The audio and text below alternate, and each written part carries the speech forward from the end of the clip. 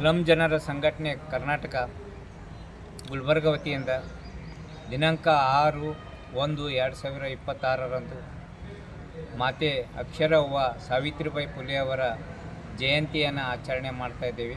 ನಮ್ಮ ಸಂಘಟನೆಯಿಂದ ಈ ಸಂಘಟನೆಯ ರಾಜ್ಯ ನಾಯಕರು ಬರ್ತಾ ಇದ್ದಾರೆ ಮತ್ತು ಮಹಾನಗರ ಪಾಲಿಕೆಯ ಮಹಾಪೌರರು ಮತ್ತು ಉಪಮಹಾಪೌರರು ಮತ್ತು ಕಾಂಗ್ರೆಸ್ ಮುಖಂಡರಾದ ನೀಲಕಂಠರಾವ್ ಮುಲ್ಗೆ ಅವರು ಈ ಸಂಘಟನೆಯ ಸಾವಿತ್ರಿಬಾಯಿ ಫುಲೆ ಜಯಂತಿಯ ಉದ್ಘಾಟನೆಯನ್ನು ಮಾಡ್ತಾ ಇದ್ದಾರೆ. ಹಾಗೂ ನಮ್ಮ ಸಂಘಟನೆಯ ಎಲ್ಲ ಪದಾಧಿಕಾರಿಗಳು ಮತ್ತು ಸುಮಾರು 200-300 ಮಹಿಳೆಯರನ್ನು ಈ ಸಂಘಟನೆಯಲ್ಲಿ ಪಾಲ್ಗೊಳ್ತಾ ಇದ್ದಾರೆ.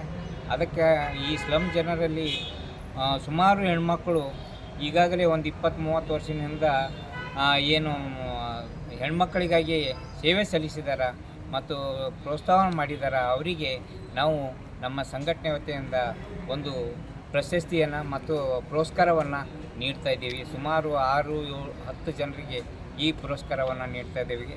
ಹಾಗೂ ಈ ಸಂಘಟನೆಯ ವತಿಯಿಂದ ನಿರ್ಗತಿಕರು ಮತ್ತು ಬಡವರು ವಸತಿ ರಹಿತರಾಗಿರ್ತಕ್ಕಂಥ ಕಲಬುರಗಿಯಲ್ಲಿ ಅವರಿಗೆ ಈ ವಸತಿ ರಹಿತರಿಗೆ ಮನೆಯನ್ನು ವಿತರಣೆ ಮಾಡಬೇಕಂತ ಹೇಳಿ ನಾವು ಕರ್ನಾಟಕ ಸರ್ಕಾರಕ್ಕೆ ಈ ಸಮ್ಮೇಳನ ಮೂಲಕ ಒತ್ತಾಯ ಮಾಡ್ತಾಯಿದ್ದೇವೆ.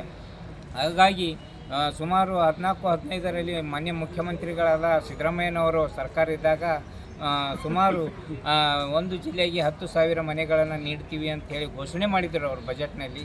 ಆ ಘೋಷಣೆ ಪ್ರಕಾರ ನಿರ್ಗತಿಕರಿಗೆ ಮತ್ತು ವಸತಿ ರೈತರಿಗೆ ಮನೆಗಳನ್ನು ವಿತರಣೆ ಮಾಡಬೇಕಂತ ಹೇಳಿ ನಮ್ಮ ಸಂಘಟನೆ ಪರವಾಗಿ ಒತ್ತಾಯ ಮಾಡ್ತಾಯಿದ್ದೀವಿ. ಕಾರ್ಯಕ್ರಮ ಏನು ಮಹಿಳೆಯರಿಗಾಗಿ ಸೇವೆ ಸಲ್ಲಿಸಿದಂಥ ಹೆಣ್ಮಕ್ಕಳಿಗೆ ಸುಮಾರು 10-15 ಜನರಿಗೆ ನಾವು ಪುರಸ್ಕಾರವನ್ನು ನೀಡ್ತಾಯಿದ್ದೀವಿ.